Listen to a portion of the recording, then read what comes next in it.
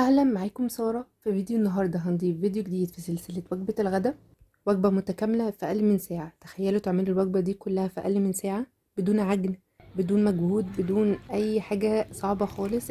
الف ب لو حد ما بيعرفش يعمل اكل خالص هيقدر يعمل الوجبة دي بكل سهولة.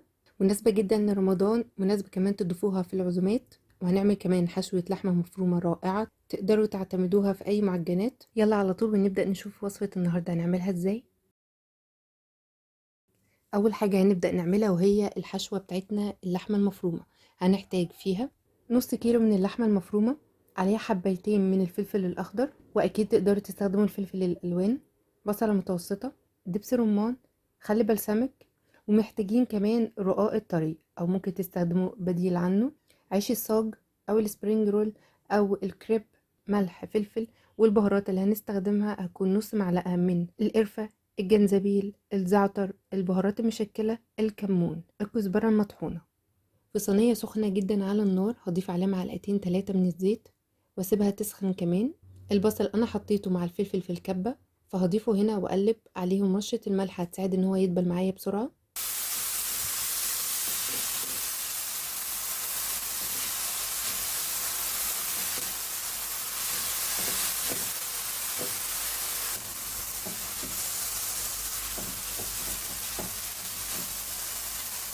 هضيف اللحمة المفرومة واقلب. لو انتوا بتحبوا التوم هنا فتقدروا تضيفوا فص او 2 او 3 من التوم مفرومين ناعم، او ممكن كمان تضيفوها مع البصل والفلفل وانتوا بتضربوهم في الكبة.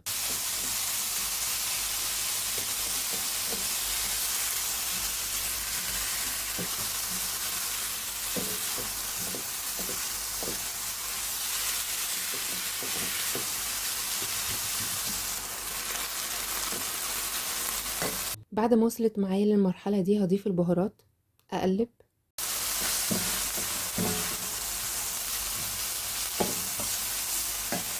هضيف معلقتين من دبس الرمان، معلقة من الخل البلسمك. هسيبها تستوي، لو محتاجة ان هي تكمل سوا فممكن اضيف عليها ربع كوباية من المية المغلية واسيبها تبرد تماما. وكده بعد ما بردت وبقت بحرارة المطبخ، قطعت كمية من الرقاق الطري بالشكل ده، يعني بشكل مستطيل طويل كده، زي بالظبط السمبوسة، بالحجم اللي انا حباه. العرض كل ما يكبر كل ما يبقى الحجم بتاعها في النهاية كبير. هعمل كده جيب زي ما انتم شايفين، الفيديو موضح قوي الطريقة. وهبدأ ان انا املاها باللحمة المفرومة وهقفل. ركزوا في الطريقة وان شاء الله هعديها لكم تاني عشان تشوفوا الطريقة بالتفصيل.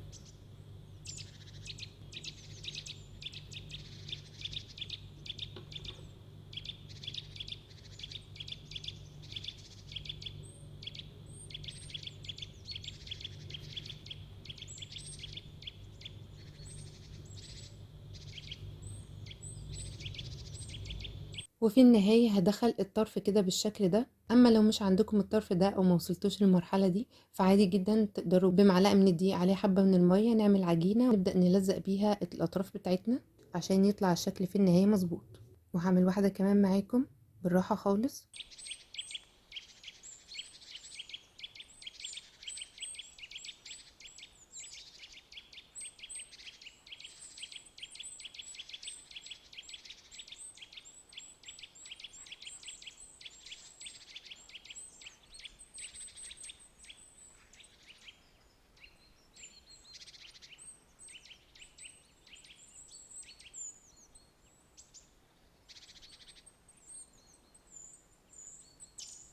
وجزء من الرقاق الطري انا ما قطعتوش وسبته بالشكل ده، هو بيبقى كبير شوية، فانا خدت الطرف بالعرض اللي انا عايزاه للسمبوسة، والباقي هستخدمه اعمله زي سبرينج رول كده بس طويل، او زي عارفين سندوتشات الشاورما كده هنعمله سندوتش طويل.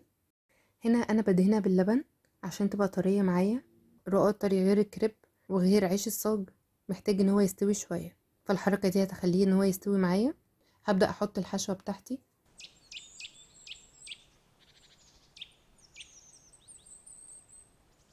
هحاول ان انا اقفل الاطراف وانا بلفها. في النهاية كده كده عشان احنا دهنينه باللبن فالاطراف هتثبت معانا ان شاء الله. ما سبتتش يبقى هنعملها بنفس العجينة اللي قفلنا بيها سمبوسك. هكمل كل الكمية بنفس الطريقة. ضروري جدا ان يكون اللحمة المفرومة بدرجة حرارة المطبخ، ما تكونش سخنة. وممكن نضيف هنا جبنة لو انتوا بتحبوا، او اي صوص من الصوصات اللي انتوا بتحبوها. رانش بيكون حلو، صوص ستيك مثلا، تومية. والسمبوسه كمان انا دهنتها باللبن. حبيت بس اوضح لكم النقطه هنا عشان ما بينتهاش في الاول. بعد ما خلصت الكميه بتاعتي كلها ادهنها باللبن كمان. ممكن اللبن اللي احنا هندهن بيه الوش نضيف عليه زيت او زبده. هقيد الفرن وايد الشوايه وايد المروحه كمان على درجه حراره 200 ل 180، واسيبها لحد ما تكون خدت لون حلو من تحت وخدت لون كمان حلو من فوق وتكون استوت معايا. وده شكلها النهائي. قدمت معاها سلطة زبادي بالطحينة والثوم. مخلي الخيار ممكن نبدل سلطة الزبادي بالثومية أو بالرانش. خضار شوربة لسان عصفور أو أي شوربة بتفضلوها. هتكون وجبة غداء مميزة ومختلفة سهلة وسريعة بدون مجهود، وكمان هتكون في فطار حلو قوي في رمضان. يا رب تكونوا استفدتوا من فيديو النهاردة. هقابلكم إن شاء الله بفيديوهات وصفات مختلفة، وسلام عليكم.